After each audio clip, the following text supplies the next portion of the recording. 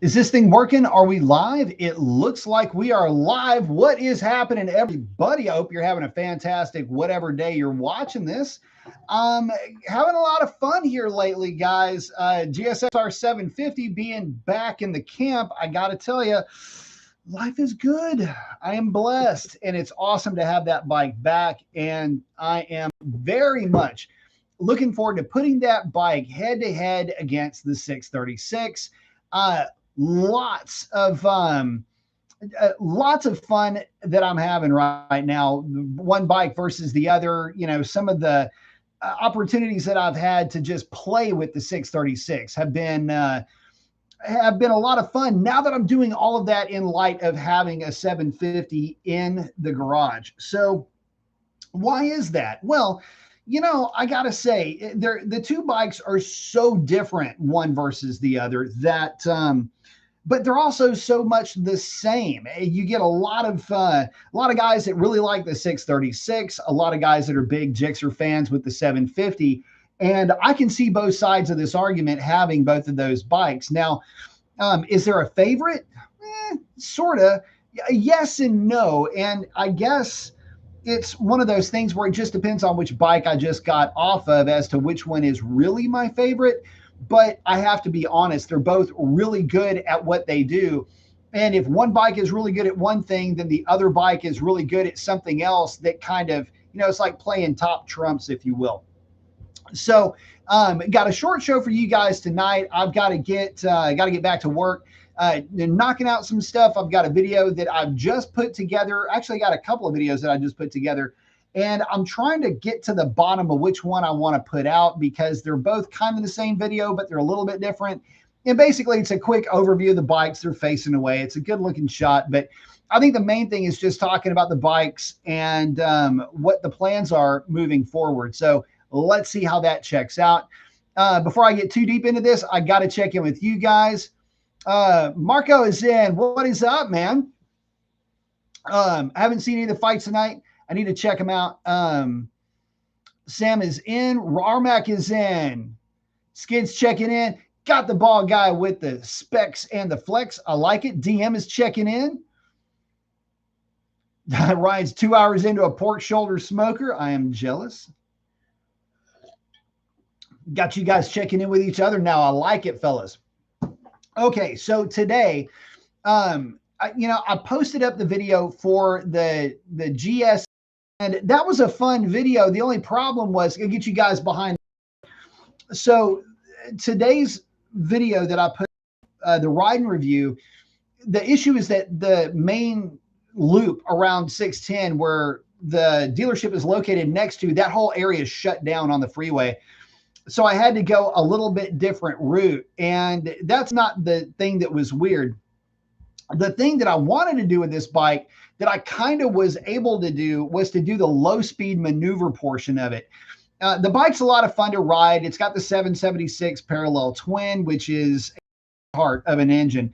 In terms of just being a motorcycle engine that makes a motorcycle go from point A to point B, honest to goodness, is in my top three of all-time favorite engines that I've ever ridden. And it's one of those things where it's not, you're only judging these things on the criteria of how good is it to do what it was designed to do. And it's really good at that. That bike is a good looking motorcycle, gets down the road great. Lively little thing. But what I will say is that it's the slow speed maneuverability that really sets that bike apart. And as far as being an urban hot rod, it is absolutely the best bike. So I'm going to be doing a post-ride review on that bike. So keep your eyes peeled for that. But if you notice, at the very end, you actually see my Kawasaki. It's next to the service department where I parked my bike. And it's kind of funny. I got to spend some time with that bike today. And obviously, we've got the GSXR 750. I've been getting the tires broken in on that bike. And look, I've just now got the 636 where it is really good. And I mean, really good, all things considered, for the bike that it is. And you know, I was putting this video together today and I was having such a hard time putting this thing together because, yeah, I'm trying to compare two different motorcycles, 636 and GSXR 750 from a real high altitude point of view.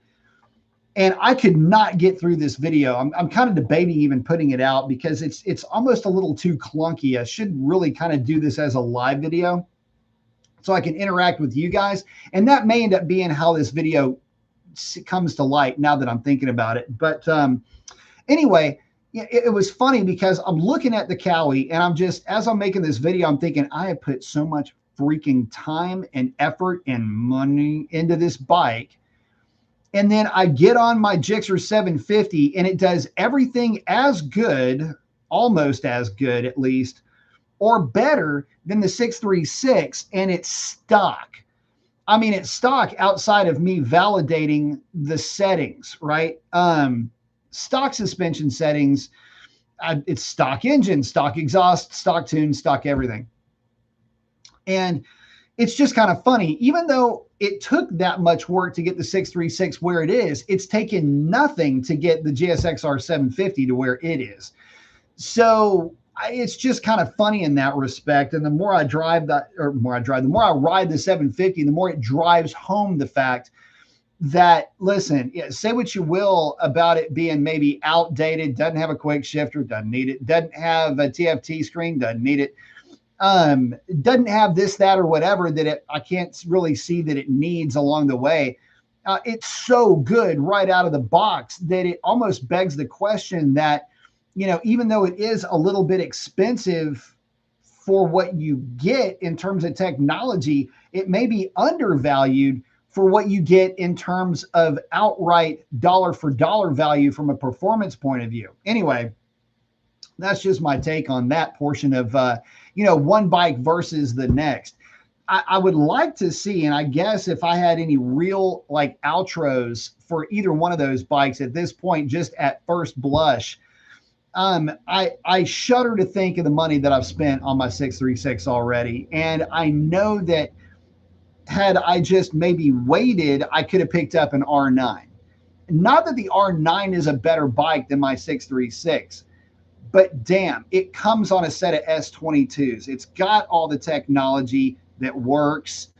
It's got a hell of a TFT screen. It's got an engine that is known to be bomb-proof, practically, you know, Armageddon-proof.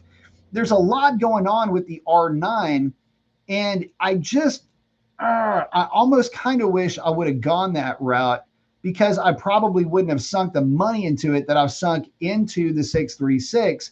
Mainly because the 636 was a lot less expensive coming into the conversation, if you will.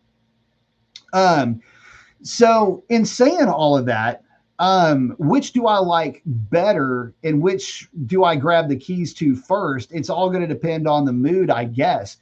But now that I've got the 636 sorted out from the suspension, it is really difficult for me to find fault with that bike from a handling point of view because it is so snap quick in its roll rate. And again, still running stock, you know, springs and everything else on that bike. I just had to, you know, shore them up quite a bit to get the rider sag figured out and all of that, the hydraulics portion of it figured out. It's at the limit almost in essence for a lot of those settings, but that's why we're still within the settings, right? Doesn't matter if we're on the left-hand side of the bell curve like we are on the Suzuki, by the way, which is barely into any of its settings, or on the far right-hand side of the bell curve like we are in the Kawasaki, where it's maxing those settings out. It's still there, right? And in that respect, man, the 636 is amazing. I love slamming that bike back, forth. I love dropping that thing in at speed. But damn, you get on the GSXR 750 and you pick a line, you drop it in. You do have to muscle it in a little bit better or a little bit more because that lower center of gravity just makes the turn a little bit slower. But once you get past that, once you just understand that's what you're working with, holy cow, am I carrying some mid-corner speed with that bike. It is so stable. So anyway, I've just got a lot more confidence with the 750, probably because I've got so many miles racked up on GSXR 750s over the years. But we'll see how this ends up working out. I may post up that video. I may not. I don't know. I wasn't all that happy with it. A lot of times I feel like I need to post up a video, and sometimes those videos can do more harm than good. So we'll see how that works out. Let me check in with you guys. Let's see. Where did I miss out? Skid saying, hey, it's a B Mason crew in effect. Yes, Mason's mob. I like it. What's up, fellas?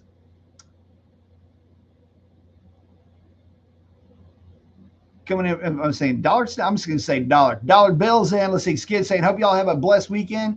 Had an amazing day riding. Got over 250 miles. Nice. Cyber saying, just got off work. Got my suspension dialed in today. About to go ride the 636. Very nice. Sam's checking in. Bought a dash cam. Honestly, I do like it. I'm not a big fan of radar detectors. I always get in trouble with those things. Cyber saying, the 750 was made for heavier guys. 636 is for smaller guys. I'll tell you what, I'll say this about it. It certainly is that for sure. DM's checking in. B, you're producing so many videos. I ran out of YouTube hype points. Oh, awesome. Thanks. Yeah. Oh, yeah. I always forget that. That's something that YouTube is doing, and I don't know what it means. I have no idea, but hyping sounds like it's a good thing. So, yeah, guys, if y'all like the video, hype it. I guess that helps with the algorithm. I don't know what that is the difference of between hyping and liking, but do all of it. Like, subscribe, share, do all of that good stuff. Helps out the channel a ton. And we're gaining some altitude too, guys, with the channel. So thank all of you guys, all of you new guys. Totally thank you guys so much. And by the way, if you're new to the channel, look, my live show is pretty much just an opportunity for me to interact with you guys directly. We're here to talk about some of the videos maybe that I put out. A lot of times I'm over here putting like ideas out for videos that sometimes I just can't get through a video for whatever reason. The cadence isn't right, or like the one I was trying to put together today. You know, I'm literally 25 takes in, and it's just like, dude, this video is going nowhere. So a lot of times I'll just talk about those. They'll lend themselves better to a live format. And really, listen, overall, this channel isn't much more than just a background noise generator. So listen, I appreciate y'all stopping by. Thank y'all so much, and appreciate it very much. So in saying all of that, though, you know, I probably will release that video just because I want to have some kind of thing going where I'm talking about these bikes. But as we are evolving with the GSXR 750, which it is getting a full exhaust and a tune. Once we get to that point with that bike, it's going to be a lot of fun. And I think that it's going to be a bike that is going to be around for a long time because, man, I just have so much, I don't know. It's such a familiar place. The GSXR 750 is a lot more like home for me. Sam's asking, anybody having connection popcorn? I don't know. Hey guys, what does the feed look like anyway? This is another thing about the live show. A lot of times the feed, it's not a connection thing. It's a YouTube somehow or another thing where the I don't know, the electrons aren't playing nice with each other, whatever it is. I don't know what it is, but sometimes the feed itself just kind of deteriorates. Not really sure why that is, but here we are. And if that's the case, we can always pick up on Tuesday. Sometimes weekends are either the best or they're the worst. DM saying only had one glitch. Okay, cool. Excellent. So no issues. That is a good thing. But in saying all of that, where do we stand? 636 versus GSXR 750. Is one better than the other? Is there a preference? Well, man, they're so different, right? They're so just absolutely different from a riding perspective. I guess you can start at the beginning with the debate. And this is really, I guess, more to, okay, let me just start here. This is, again, why the putting these videos together like a standalone video is so hard, because it's almost like hanging a shower curtain. It doesn't really matter where you start, just get to hanging. And a lot of times you get really lost in the sauce. So anyway, if you're comparing the bikes as they are stock for stock, it's GSXR 750 without any kind of hesitation. And the reason why I say that, and it's not because of the power, and it's not because of, you know, the technology or lack thereof. And any of that. It's in how much work I had to put into the 636 to get it to act right, and the fact that I had to put a set of tires on it to get it to act right. Look, yes, I did have to put a set of tires on my 750, but that's because I had a blowout. Okay, that bike, when I had the first 25 750, that bike on the stock Bridgestone BT016s, as antiquated as that tire is, guys, I was treating those tires like they were a set of Bridgestone S22s or S23s. I was railing on the 016s. And a lot of folks would say, the 016s are not all that great. They're not as good as a set of S22s or S23s, admittedly. But damn, guys, I was having a ball with those tires. And it was only because I had a flat with that set that I ended up putting a S22 on the rear only on that bike. And remember, I was out railing on that thing with an 016 up front and a 22 out back. So we've been having a lot of fun with these bikes. Now that GSXR 750 has got S22s front and rear, and the suspension, even though it's stock, is set up so well. And if you haven't seen that video, I did a stock suspension setup, just kind of showing where the sag was. It's kind of a silly setup from the factory. It's like 36 rider sag up front, 30 out back, which a lot of suspension guru types will say that that's not a good setup. You need your sag to be even and all this other balderdash. It like I was saying, it's set it and forget it. You get on the bike and you just let her rip and it does its thing, and it's an awesome setup. And now that it's working with the set of 22s, it's really good. I see no reason to mess with that suspension at all. But again, the 636, and I got to admit, Sniper's right. I mean, it's set up for a much lighter person. Not that you can't adjust it for a heavier frame. It's just that it really is set up for a lighter person. Here's the other thing too, 636 versus the 750. And I don't really even know if I touch on this in this latest video, but the thing is that the 636, weirdly enough, feels like a bigger bike. When I get onto the 750, it feels like a little bike. And I can't really put it into words. Maybe it's because it sits a little bit lower by about an inch, which in a game of millimeters, an inch is a long way to be sitting differently. But it does, as an inch lower seat height. Maybe it's because of that. It could be just my familiarity with the bike or whatever, but the 636 feels like it feels like it's just longer and taller than the GSXR 750. I don't know what the specs are to it, but it just rides that way. And it's because of that smaller feel, I guess, that I feel like I can just do whatever I want with the 750 in terms of drop-in speed and how I carry speed with that bike. I tend to ride the 750 faster than any of my other bikes. I tend to hit corners a lot harder with it. My entry speed is a lot harder or a lot faster. My mid corner speed is faster. And my exit is faster on the 750 than any of my other bikes. And that includes my GSXR 1000 if we're not going to include corner exit speed. So, and the reason for that is just, again, familiarity with that bike and the fact that it's on a great set of tires. So there's that. But overall, like I say, I don't really have a favorite between the two. I've put a ton of work into that 636 and a ton of frustration and a ton of money. So I guess that is buying the 636 a little bit of time with me, because at first blush, it's the 750, but only because the 636 wasn't in the garage. And I think that with anybody, you put a lot of time, effort, it becomes, it's worth more to you when you've, sweat all over it and you bled on it or whatever. But, I don't know. With the 750, it's kind of funny. I don't know if you can see this big old burn that I have on my thumb knuckle. There's some Mason jerky left on that exhaust can because I cooked the crap out of my hand when I was tying it down when I was bringing it home. it's one of those funny things where I'm just, uh, man, I don't have a favorite, not yet. DM saying BT 016 are still better than the Pirelli.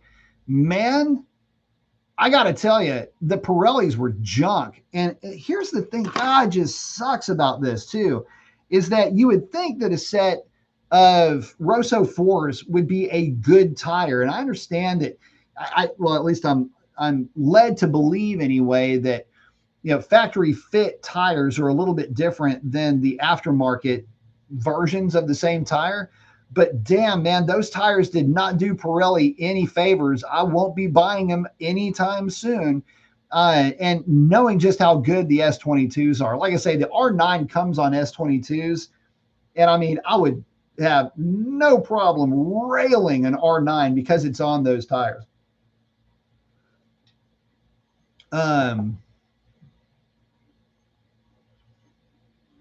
Sam's saying the audio is good, but the image is lagging a little bit. Yeah, I don't know how that. Sometimes there's just no telling sometimes of how this thing works. Sam's saying I missed the days of built-in radar detectors. States like Virginia had to run factory. Oh yeah, so I mean it was funny is I've never really had good luck with radar detectors on anything or in any car that I've ever had. I had a 94 Cobra that I had a built-in radar detector on though. Worked really well. But yeah, guys, and saying all of that, look, I'm having a ball with both bikes. But now that I've had the 636 and I put the time and effort into it, and I've had a chance to spend some time with it, really not railing on it like I'd like to. Like I haven't done any track days with it, but I have had a chance to get that thing on the side of the tire, play with it, and get a good feel for it. It's made me appreciate the GSXR middleweights a little bit more. Mainly because, look, we're talking about middleweights here, and this is one other thing, and this is something that didn't make it to the last video. But a lot of guys will put 636 up against GSXR 750 or R9 or V2 Panigale, or just pick any of these of the new gen middleweights, right? So that's 636, GSXR 750, and the rest of the field, right? The funny thing about it is when you try to put these bikes up against themselves, you have to realize that we're not talking about a class where outright power is even allowed, much less valued. These bikes are more about a balanced approach. The handling is more part of the equation, and the overall value of the bike is really what I think they're going for when it comes to, the mission statement for these machines. What I'm trying to say is these are not leader bike contenders. No matter how fast the GSXR 750 can be made to be, it will never beat a stock leader bike. I mean, it might hang with the CBR, but it ain't going to beat an R1. It ain't going to beat any of the rest of these bikes.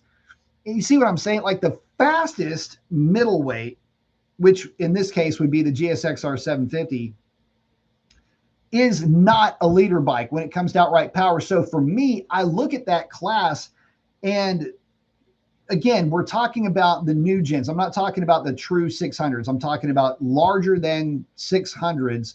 Again, opening the door with the 636 in terms of, I guess you could say, displacement, not outright power, but just displacement. And when you look at all of them, you're doing good to have bikes that make 135 horsepower, which is about realistically where a GSXR 750 is. If you look at rear wheel horsepower, because GSXR 750 will plant somewhere around 120, 122 horsepower to the rear tire. I know some dynos have said bigger numbers, but we all know how dynos work. I guess when you start to look at the outright power of these things, they're all over the board, but they also all make power differently. So again, I'm not really worried about outright power, and they all make power adequate to the class. I guess the point that I'm getting to here is that even the most powerful of the variants is going to have its handful with the least powerful of these new gen middleweight variants. Does that make sense? So anyway, not really worried so much about outright power, but I am curious. I mean, the 636 and the GSXR 750 are the two most powerful in the class, taking the KTM out because it's not even available yet. But in the class, those are the two most powerful in terms of outright horsepower. How do they stack up against each other? Well, hopefully we'll find that out here pretty soon. But it's going to be close. That 750 is going to have its hands full dealing with a fully kitted out 636. And it took everything thrown at that freaking 636 to get it to run with a stock 750. I can promise you that right now. But in saying that, I mean, that's pretty much it for me in a nutshell tonight, guys. Doing a bit of a short show. Again, wanted to bring you guys along for the ride. I hope that you guys are enjoying the GSXR 750 stuff that I'm putting out, which, like I say, the channel is turned back into Gixxer 750 TV. But there's a lot of folks that have a lot of interest in that bike. And because that bike is not available in other markets, there seems to be a pretty big demand for just any kind of content on that bike because, man, people love it. And everybody that's had an opportunity to ride that bike loves it. And that's, I think, the big shame right now with the 750 is that it's not available to all markets. The European market would probably soak that bike up even more than it would a leader class bike. Kind of weird that you got the ZX10R that's now, or the ZX10 in general, that's now Euro 5 compliant. You've got the GSXR 1000, which we don't have United States pricing yet. I think we've got overseas pricing, but a lot of times that doesn't really correlate with pricing in the States. That number is yet to be seen. But I guess the point that I'm getting to is, man, European market has always been really good with middleweights. Interesting that they haven't had the 750 for so long. It looks like they're wanting even more of the same. You know, these super sports are really coming into their own in terms of popularity. Tons of Chinese manufacturers are banking on that. So, you know, is it time for Suzuki to revise the Gixxer 750 and the Gixxer 600? It might be. I mean, look, there's a ton of, like, I got that cheat sheet right over here. CF Moto, QJ Moto, which has the 800 RC, which is now been homologated into World Supersport. Vosges, Zontes, Cove, and then ZXJC with their 820 RR that they're releasing. There's a lot of motorcycles that are coming from these Chinese manufacturers that are going to start to soak up market share because they are a sport bike, because they are in demand, and they're going to be cheap, presumably. But would it be time for Suzuki to do something with that 750? Well, only if it's economically viable, and we're not really sure about that. Only they can tell you if it's worth it, but I can tell you this.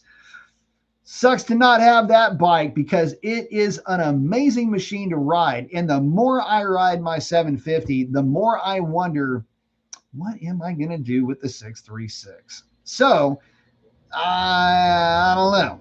In saying all that, though, what do you guys like better? Gixxer or 636? Because I can't make up my mind between the two. I've augmented my 636 now to the point where, I mean, I really can't do anything else to it. There's nothing else to do to that bike outside of really deep diving into the suspension setup on that machine. So, you know, I mean, the FJ ECU, or I'm sorry, FT ECU quick shifter sensor and the repositioning of that shift lever has helped that bike a ton. That, what is it? Something Torx, Moto Torx, the steering stable, or the shift shaft stabilizer is helping. Maybe the bike needs to get a steering stabilizer though, because it can get a little bit it can get a little bit lively under hard acceleration, especially when it's cool outside and the bike's making a bunch of power. But I kind of like that. You know, it doesn't freak me out for the bike to do that. So in fact, I enjoy it when it gets a little lively. So that's just me being a little bit weird, I guess. But anyway, in saying all of that, again, I'm just kind of out of options for the 636. Gixxer 750 is just now waking up from a nap. It didn't even realize that it was in a battle, I guess. So looking forward to bringing that content to you guys. But listen, with that, I got to get back to work. I got to wrap it up. We got a short show tonight. I want to thank each and every one of you guys for stopping by and hanging out. Be on the lookout for some of the ride along videos. If I end up posting the other video up, we'll see. But be on the lookout for some of the ride along videos. I'm going to try to get a couple done for you guys tomorrow. Going to be on the 636 talking about the 750 and on the 750 talking about the 636 against each other. Can't wait to put those bikes up against each other with some kind of a contest. But at least I'll be able to get those bikes on the road and you can see them in action and you can catch my reaction to them in real time. Isn't that cool? Got a post-ride review coming for the GSX 8TT as well. Huge shout out to Hunter Tommy and the rest of the gang over at Stub Cycles for allowing me to bring that bike to you. But with that, guys, I got to wrap it up. Listen, get out there and do something cool for somebody because chances are they need it way more than you know. But with that, y'all take it easy.